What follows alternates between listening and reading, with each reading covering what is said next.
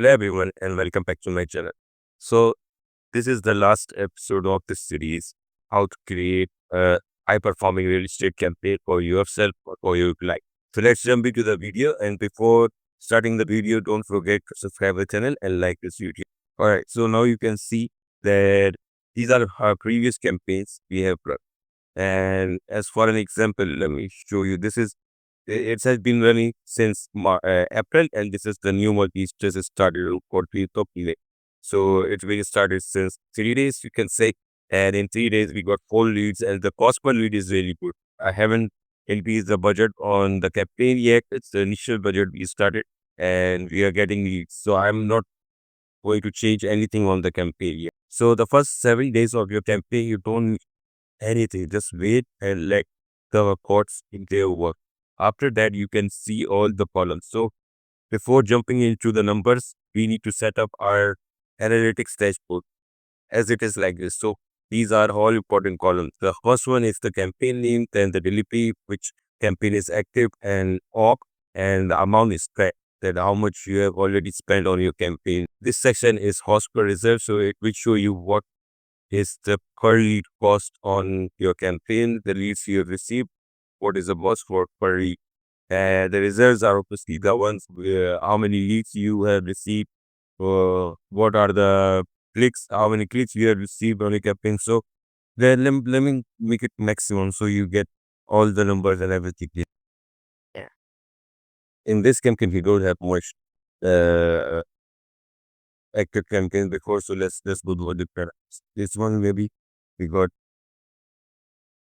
yeah, got some numbers. So in the results, you can see that it will also show you the leads, and it will also show you the engagement if you have run the Instagram campaign or website lead campaign.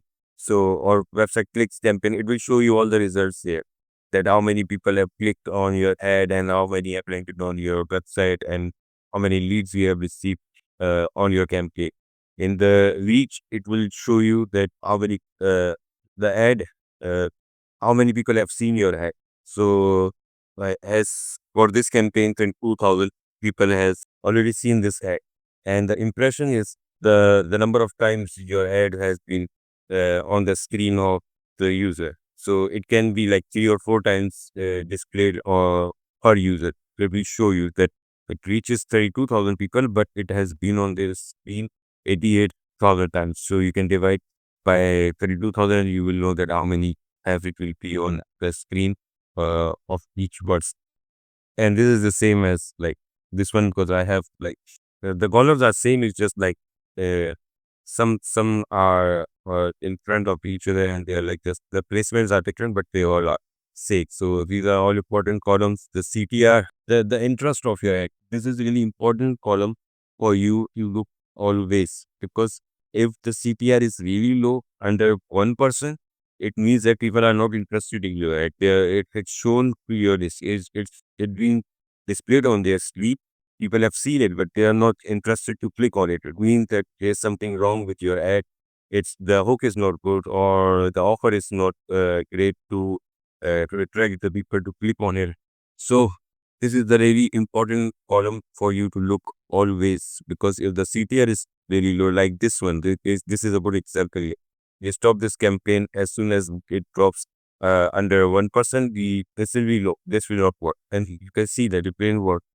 It didn't produce any leads. This one produced only 4 leads. So we just stopped these campaigns, but the cost per leads were going really high on these. As soon as it crosses $20, I stop the campaign, because I know that it will not come down. It will take a lot of resources and optimization to bring it down again.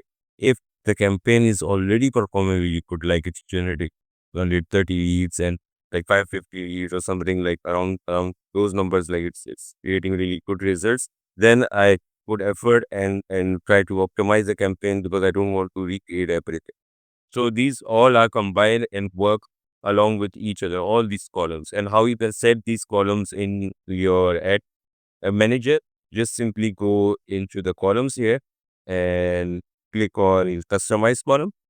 And then you can just put and search everything here, this section. They have a lot of things here. So you can just simply just go there and check all these boxes and it will head here. You can just drag and drop everything and replace them as you like. But this is my structure, and if you want, you can copy it. It really works, and it really helps me to understand directly, looking at the numbers that how the campaign is performing and what the reporting will be. So what we do after this, we just click on save, and then you will have something like this. You can just always click on it or rename it, and it will instantly show you all the numbers you are looking for, and you will get to know that how the campaign is performed. Like this one, this is the third one. We have it here. We just started on 12. This one is new, and you can see that it receives 7 leads, 9 leads, and the frequency is really low. Low frequency is always good because it showed minimum times on the speed, and people click on the ad instantly. The CTR is increasing slowly because it just started to develop. It's just 2 or 3 days. So I'm not judging anything of this campaign right now, but it is it's still giving us really good cost per lead. So this is a really good cost per lead. This one is really old. It started in April and it is still working really nice. And the cost per lead is really good on this campaign. This is for the host. Yeah, this is it costed 16 of May. So these are really good. As you can see here in the same accounts, we had 42 around $43 per lead. So we close it. We don't waste time on it, like optimizing it or changing everything on the campaign. So that's how you check all your campaigns, optimize your campaign, because this is the really important part. Once you set up everything correctly, you need to always work on the optimization. So I hope guys you have learned the importance of the optimization of your campaign in this series. And if you like this series, please consider subscribing to the channel. And I will see you in the next series. Till then, take care.